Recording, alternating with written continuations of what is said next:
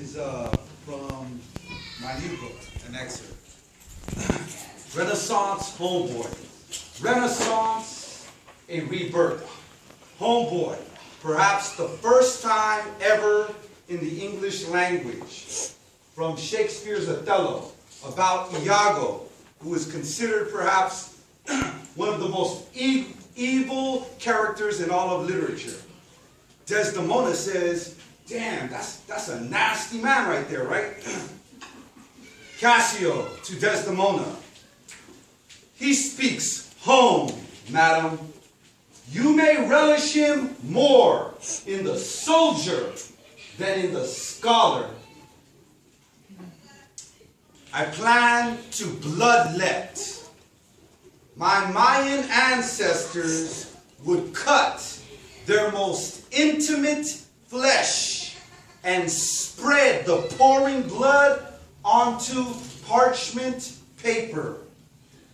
Bark cloth that was then burned so that through the smoke that exuded from the flames, the spirits could snake out to reveal blessings, mysteries that drove a civilization to the stars, and that were tattooed down in books, thousands of codices, ultimately burned by the Spanish Conquistadores, holy men.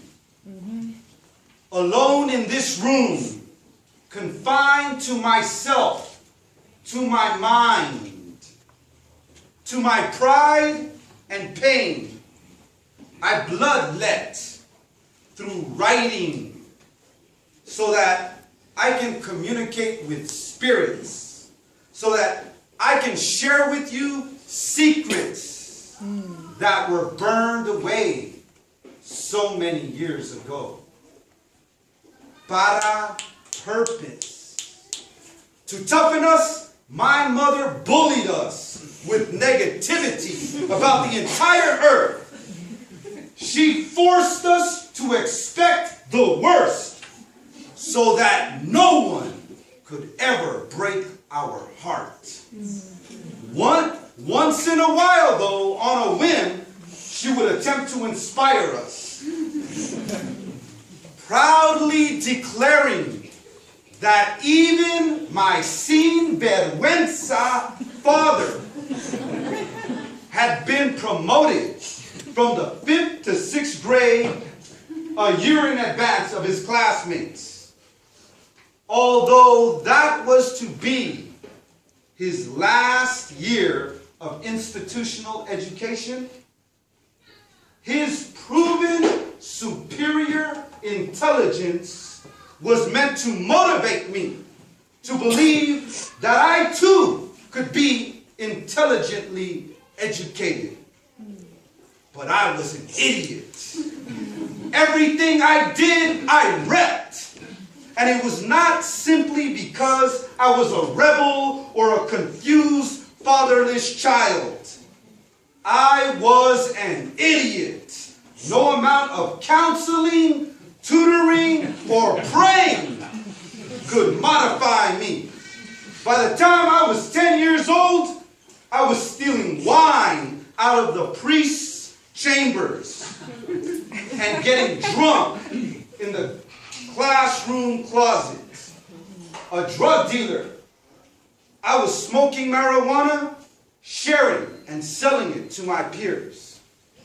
Of course, after some time, my elementary school, St. Anthony, expelled me, and thus ended my formal classroom education.